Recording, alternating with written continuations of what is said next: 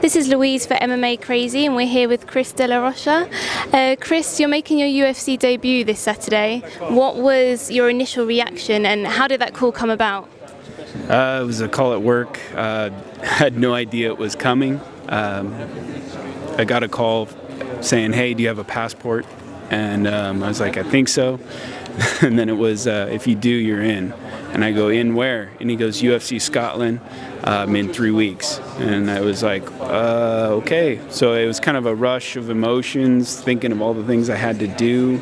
I didn't give him a yes right away, which was kind of funny. But as I work in a prison where I have no cell phone reception, so I had to drive home. And on my way down the mountain, I realized, what are you waiting for, dummy? Just say yes. So I called him back and I said, "I don't know what I was thinking, but yes, and I'll take it. We'll make it happen." And then we went from there, getting everybody passports and getting ready, start ramping up my training. So that's basically how it went. And you said you work in a prison, is that right? Yeah, the Washington State Department of Corrections. I work at Large Correction Center. So it's a minimum security facility out there in just east of Vancouver, Washington. So what's that like, especially compared to fighting in MMA? It's just dealing with people. It's a lot of people skills. You know, that's it's really, that's what it boils down to, is knowing how to deal with people, and makes your job 10 times easier. So here in Glasgow, what was your initial thoughts? Coming here, I've been to Scotland in 2000, so I kind of knew what to expect a little bit. So, but I was in Edinburgh and the Isles of Skye, so this is a little more industrial area than they were. So, I mean, it was more of that big city feel. Felt just like home a little bit. I live right across the river from Portland, Oregon, so it just, obviously a little different culture. The difference in driving the different directions. I was a little freaky, but you forget about that but yeah, other than that, I feel very welcomed here. A lot of local people that I've met in the gym that I've been working out at since I've been here, very helpful and very supportive, which is really cool. So when did you arrive here? I got here Monday morning at 7, so we left Sunday morning at 5 from Portland, Oregon, and got here at 7 Monday, so it was a long trip. Yeah, how are you feeling? How are you settling into the time adjustment? It was rough. I forced myself to stay awake most of the way till we got to Philly, and then I slept a little bit, but forced myself to stay awake that first day we were here, and I kind of adjusted already, so I feel pretty good. I'm back on my regular sleep schedule. And you had 3 weeks to prepare, is that right? Yeah, we had 3 weeks, but we had been getting ready. We kind of expected to have a short notice fight. So we just kind of kept me at a 50% range in my training level. And then once we got the call, we ramped it up for those last 3 weeks. It almost worked out perfect. So we're confident and ready. So talk a little bit about your opponent on Saturday and how you think your style is going to match up. I think we're completely different. People haven't seen my ground game very much, but I'm more of a ground fighter. I've had some success with my hands, but he's I believe, more of a stand-up guy.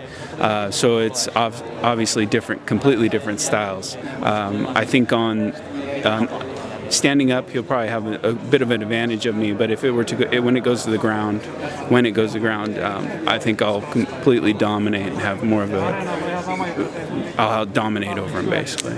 So how do you imagine that fight unfolding?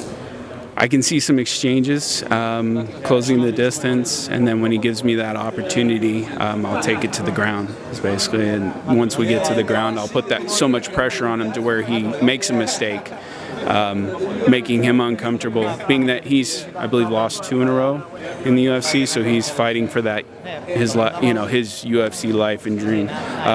He might be a little more desperate to where he might make that mistake, going for something a little erratic. So I think I'll be able to capitalize upon that. So is there pressure on you, or do you feel like the pressure is off because he has more to lose than you do? There's always the pressure you put on yourself to succeed, but I believe this is my opportunity, obviously, to make it in the UFC and succeed. But I think more of the pressure lies upon him, being that he's been there, he's lost his last 2, and he's going to be a little bit more, I think, reckless in trying to finish the fight and make a statement, with me. And how do you expect the fans to react to you on Saturday? A lot of people are saying that the Scottish are going to rival the Irish. I believe Daniel's from Poland, so most of the people that I've met, when I tell them he's from Poland, they're like, well, we're rooting for you. So the Scots... Because obviously European, I would think. So they're like, we're rooting for the Americans. So, but I tell them I've been to Scotland and I love Scotland. That was one of my favorite places. So if you tell them that, they'll embrace you. I believe they'll embrace me. So I hope they know. So this is my first trip fighting out of the States, out of a local area where I have a lot of support. So it'll be a different feel for me. And how are you finding all of this, all the media? It's a lot different than what I'm used to, but I'm, accepting it, and I know it's part of the deal. So doing my best. And your prediction for the win on Saturday? I'm sorry? Your prediction for your win on Saturday? My prediction on how I win? I think it's going to be a referee stoppage. So it'll be, I think I'm going to rock him, and then I'm going to take it, I'll be able to, the ref's going to have to stop it. So. We look forward to seeing that on Saturday. Thank you very much. Thank you.